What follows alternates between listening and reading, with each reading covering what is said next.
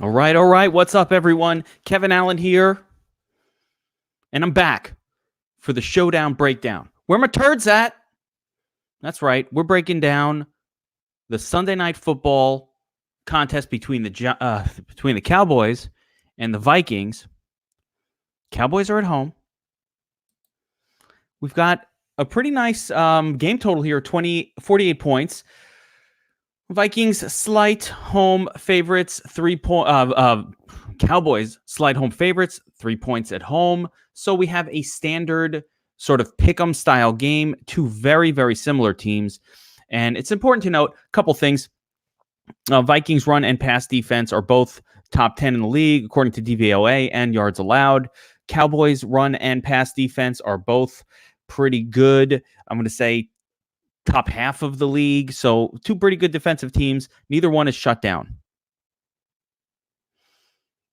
Both are very good offensive teams. Both teams run well. Both teams pass well. Just a nice game tonight. Now, the biggest takeaway I've got going into this game is just that, Vikings secondary is a little bit overrated. Xavier Rhodes has been shit for most of the years. And as I like to do, let's take a quick look at the game props on this one. And my main interest is always, what's up, everyone? Wow, I didn't even announce it, and you guys are all here. That's awesome. What's up, guys? All right, so what I was saying is, looking at the props on this one, it's not that different between Zeke and Cook. Zeke's got a little bit better odds of scoring a touchdown than Cook. He's at home. It makes sense. Dalvin Cook's right up there, too. Lots of usage. Both of these guys are going to make great captains, great overall plays. Beyond that, you got Cooper and Diggs, very similar situations, and Michael Gallup kind of bringing up the rear a little bit here. So we've got some turds down here. We'll go over all that. They're my turds. They're all right there. So let's take a quick look at each team before we get into the actual, FanDuel DraftKings stuff. So for Kirk Cousins and the Vikings, they're on the road. Again, they're facing a Giants, or why do I keep saying Giants? A Cowboys football team that's been pretty good at limiting opposing fantasy points. A lot of the reason why, though, is because they can control the football, via their running game. So that's a lot of how they do their thing on defense. They control it via the run. They keep the football in their hands. The other team doesn't get the football, and we should see a lot of that here today. Somebody's asking about back to Pollard. I go, Antoine, always here with the contrarian takes, man. I love it. I love them. Always contrarian. That's a good thing in a showdown. You're not going to win a showdown by doing the most obvious thing, but we can win our cash games in the showdown doing obvious things and high dollar contests. But you ain't winning this 100. You're not beating out 100,000 other people just doing the most obvious. But let's get the most obvious things out of the way, because that's part of what I consider my job, right? I want to show you guys what are the obvious plays, what makes a lot of sense on paper. What I'm looking at right here, these are Josh DFS Up North's DFS Army VIP cheat sheet for the, looks like this one's the FanDuel slate. So you can get an idea of some recommended captains here or MVPs on FanDuel and some recommended exposures. Josh really likes Zeke quite a bit. I'm on board with that. The only difference, I'd go a little bit lower on Cousins. I just don't like Cousins in this spot that much. And it's fine. But yeah, gaming's talking about the primetime Cousins, man. Not so good. So, I'd go a little bit more Dalvin Cook there, or Dak Prescott, who I think is actually in a spectacular spot. If Zeke fails, it's probably because Dak Prescott's having a great game. And if you take a look at what Dak has been doing lately, it's fucking awesome.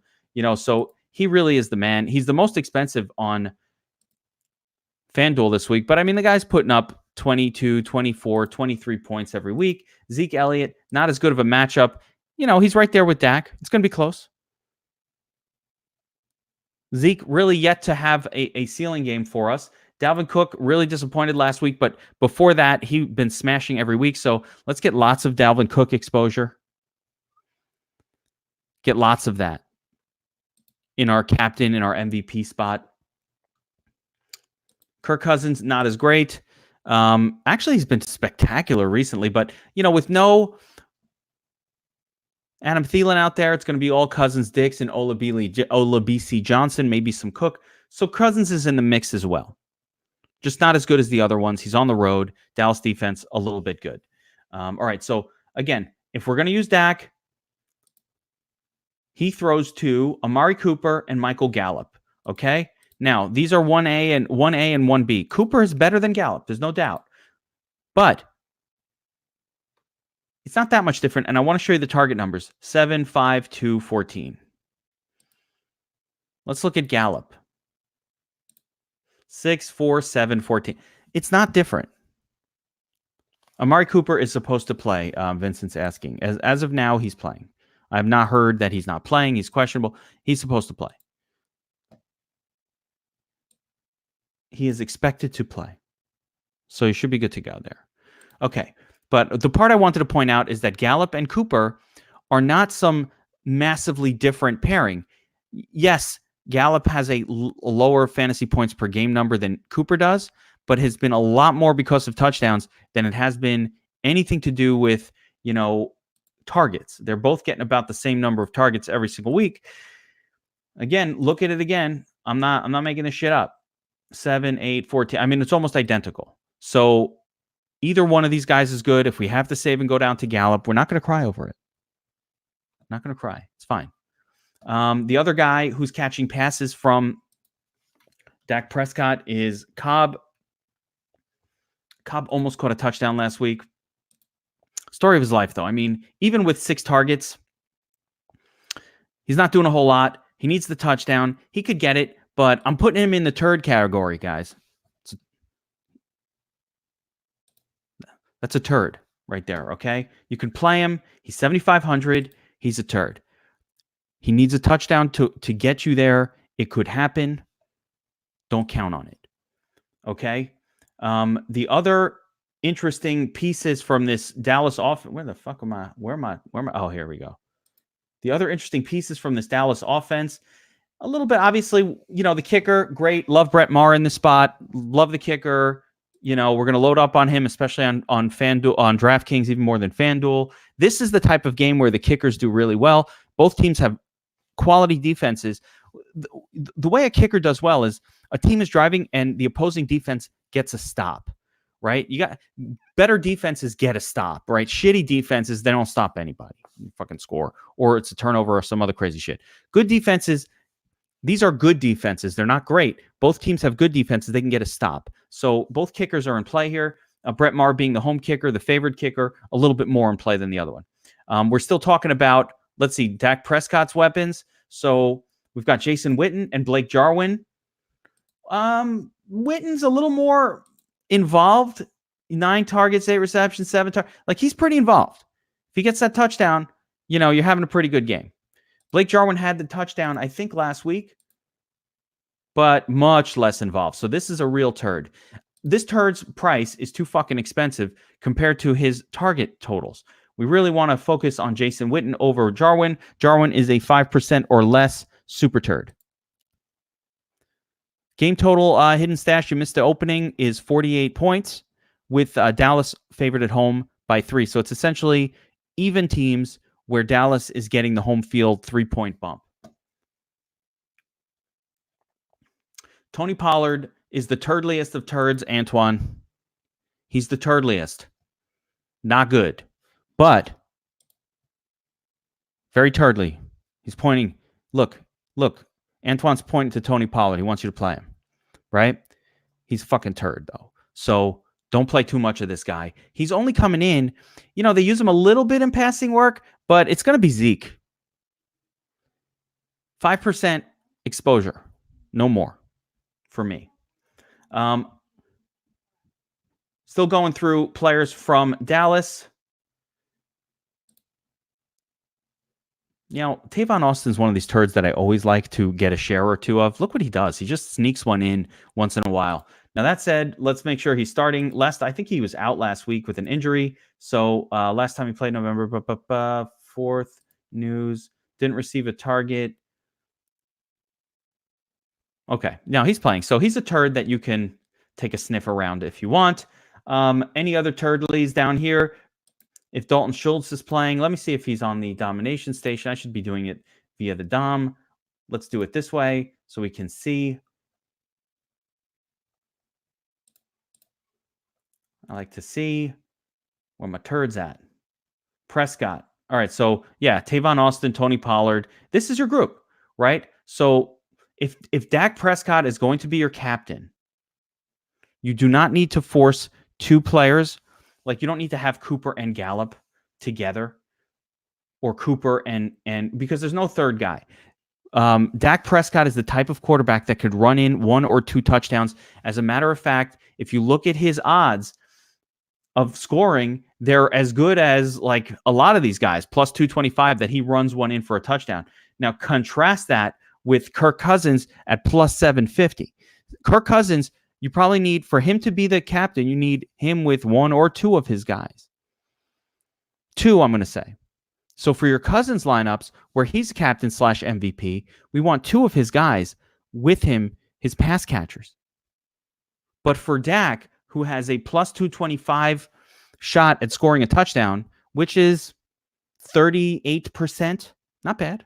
It's pretty good. You don't need to pair him with 2 guys because he functions like a running back also. He's like a Lamar Jackson in a sense. Him with 1 guy is plenty. And so I would be pairing up, making sure my Dak lineups have 1 of Cooper or Michael Gallup, because those 2 are the big time receivers for him. That's it. Not 2. All right, let's take a look real quick at the Minnesota side of this game. Where my Turds at? There's some more Turds in this one. Minnesota. Obviously, the big time is Dalvin Cook. He's got the highest projection, but just slightly above Kirk Cousins. They're both very expensive. If I have to forego one, I think I'm foregoing Kirk Cousins here. I want the running back. I mean, in my perfect world, like if I'm making essentially what is a cash lineup, I want running backs, I want quarterbacks all mixed in and kickers. I could probably do that, something like, well, let's see on DraftKings. Let's see if we can do that on DraftKings, right? Let's just running backs, quarterbacks, kicker, can't. So got to do something. Can't do all of that. So if you have to give one up, I'm probably giving up Cousins. That'd be my first option to give one up. Go with the other kicker. Now, both of these defenses are in play on DraftKings, but that's a whole nother story. But, at that point, I've got 99K left, and I've got to find a turd. Yeah, I wouldn't play it like this, but, you get the idea.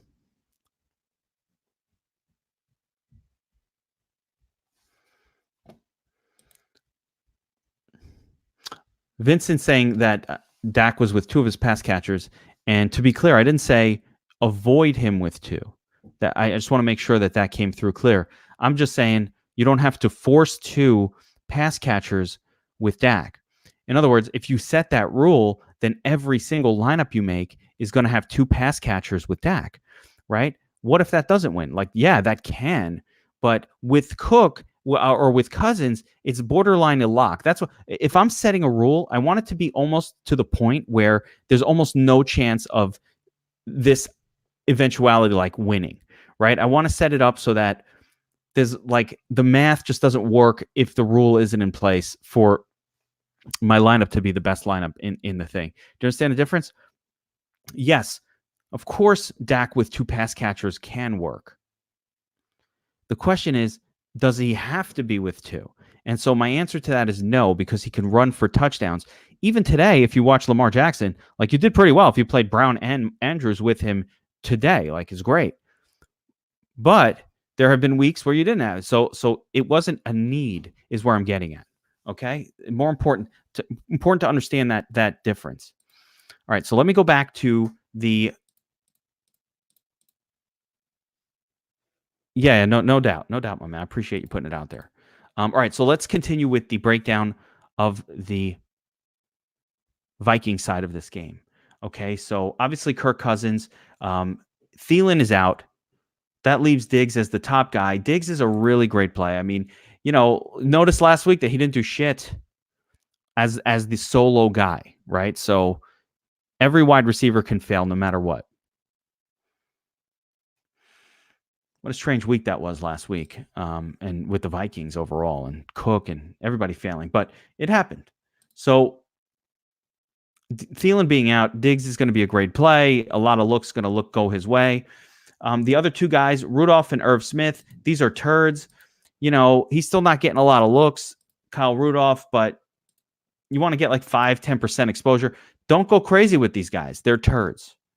Okay, they're cheap. They're turdly. Couple shares, 5% each, 10%, that kind of level. And try not to pair. I'd probably avoid having Rudolph and Irv Smith together in the same lineup. The big time turd is Olabisi Johnson. Now, what does that mean, a big time turd?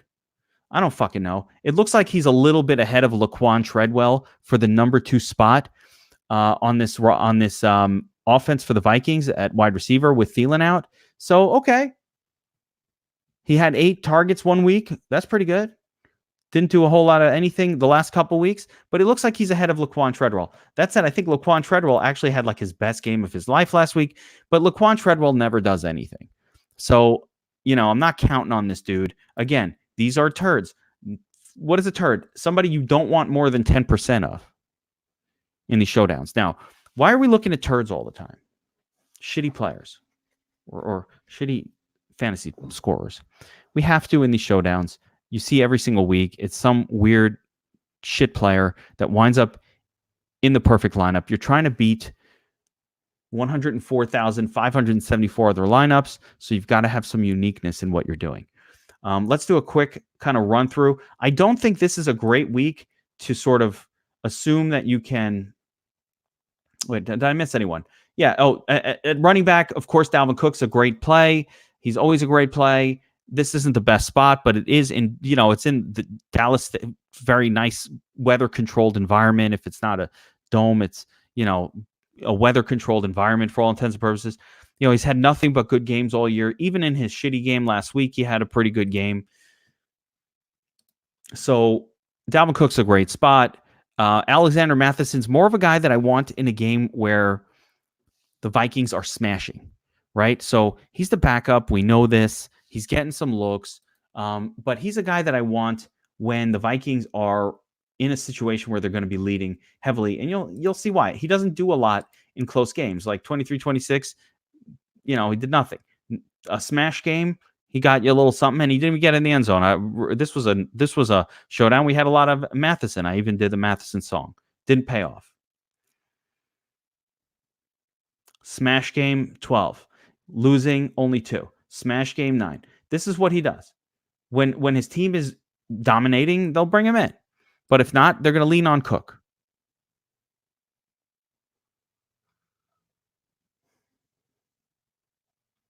Olabisi Johnson, Irv Smith, Treadwell, that's my turds. Everybody else is beyond, it's too much. So the nice thing is, with both of these teams, we got a pretty tight core of players that we want to mess around with here. What I'll do first, I haven't practiced this or I haven't tried one yet, but to try to squeeze out a lineup on FanDuel, you can either start with Dak or Zeke. You probably can't afford these two and Cooper, so you've got to go with a Michael Gallup, maybe get a kicker going, and then, fill it out with another kicker. I mean, that's fine.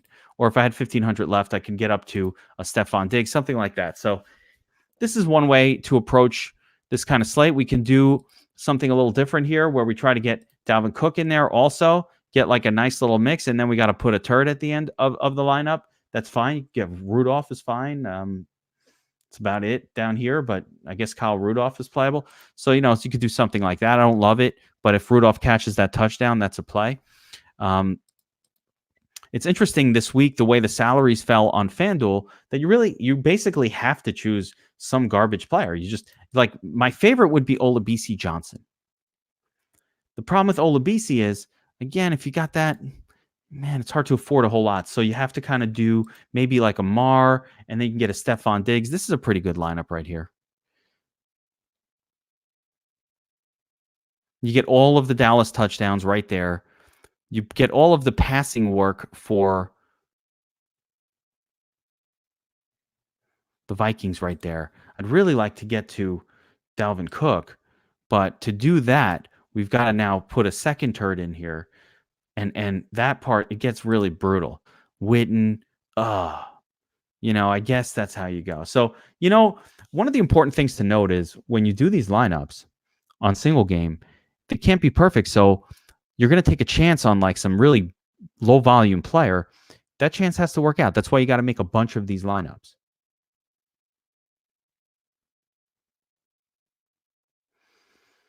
Vincent's asking about fading Dalvin Cook to get leverage. And listen, it's not about fading. I definitely don't suggest fading. You got to get exposure to Cook. You got to just do it. He's out there. He's a stud. Could you fade him? Yeah, that's leverage if he fails. But I don't really think that that's how I would play it. You just don't need to go all in on these guys. You just need to make one with him and one without. Make lineups based on different game scripts, including game scripts around one of these defenses dominating. Like, I could see Dallas defense having a great game here, right? So you want to get some exposure to that. Vikings defense, not in a good spot. Dallas really doesn't give up a lot of points to opposing defenses, but Dallas defense is playable. I'm trying to find where they are. Oh, of course, I don't have them checked off. But let's see, where's Dallas? Yeah, they're not that expensive, $3,400. So, that's a salary afforder. I go Dallas defense Bailey. Now I can fit Zeke Elliott maybe as my captain. And you can fill out a lineup here however you like.